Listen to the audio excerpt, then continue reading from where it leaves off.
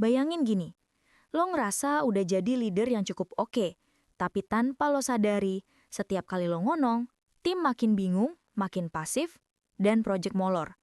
Dan gak ada yang berani bilang ke lo. Studi nunjukin, sekitar 86% karyawan dan leader mengaitkan kegagalan kerja dengan komunikasi dan kolaborasi yang buruk. Survei lain, 91% karyawan merasa atasan mereka kurang skill komunikasi penting. Jadi angka 87% leader gagal gara-gara cara ngomong di judul ini bukan sekedar drama. Pertanyaannya, lo masuk 13% yang bikin tim jelas atau 87% yang bikin tim jalan pakai feeling?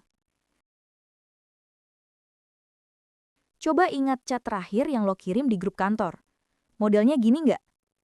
Teman-teman, tolong diberesin ya secepatnya, jangan sampai klien komplain lagi. Di kepala lo, itu udah tegas. Di kepala tim, muncul tanda tanya. Yang diberesin apa, secepatnya itu kapan, dan mana yang harus didahulukan. Ketika hasilnya nggak sesuai, lo kesel. Kenapa sih mereka nggak inisiatif? Padahal seringkali mereka bukan kurang inisiatif. Mereka cuma nggak punya peta dari cara lo ngomong. Riset global soal engagement nunjukin cuma sekitar 21% karyawan di dunia yang benar-benar engage sama kerjanya. Mayoritas kerja seperlunya. Banyak laporan ngaitin rendahnya engagement ini dengan ekspektasi yang gak jelas dari atasan. Kalau tiap hari orang kerja dalam kabut, wajar kalau mereka main aman dan pelan-pelan gak peduli. Di titik ini, masalahnya udah bukan lagi soal chat kurang panjang, tapi soal cara lo memimpin lewat bahasa. 3 tanda cepat. Nilai sendiri. 1. Kalimat pamungkas lo di meeting adalah, jelas ya? Itu bukan cek pemahaman, itu cek keberanian buat ngaku gue nggak paham. Kebanyakan orang pilih diem. 2. Lo hobi pakai kata pokoknya. Pokoknya jangan bikin salah lagi. Pokoknya minggu ini harus kelar. Masalahnya, pokoknya nggak pernah otomatis berubah jadi langkah konkret di kepala orang. 3. Lo jarang minta orang mulang dengan kata-kata mereka sendiri. Nggak ada momen, coba lo rangkum. Lo nangkapnya gimana? Jadi lo hidup dengan asumsi, bukan kepastian. Kalau 2 dari 3 ini kena, besar kemungkinan lo lagi berdiri di wilayah 87% itu.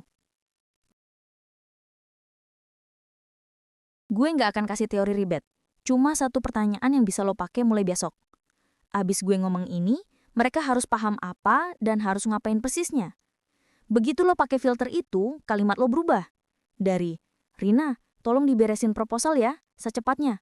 Jadi, Rina, lo lead proposal klien A. Target gue draft pertama Kamis jam 3, maksimal 8 slide. Fokus di solusi dan timeline. Kalau ada hambatan, kabarin gue sebelum Rabu siang. Yang pertama ngelepas emosi. Yang kedua ngasih GPS.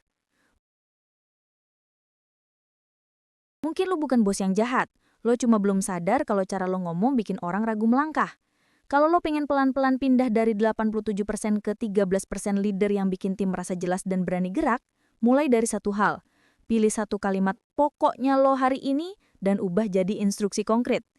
Dan kalau lo mau video lanjutan berisi contoh kalimat yang bisa lo contek buat delegasi, kasih feedback, atau negur tanpa bikin orang defensif, tulis di komentar. Gue mau upgrade cara ngomong gue. Kita lanjut di video berikutnya.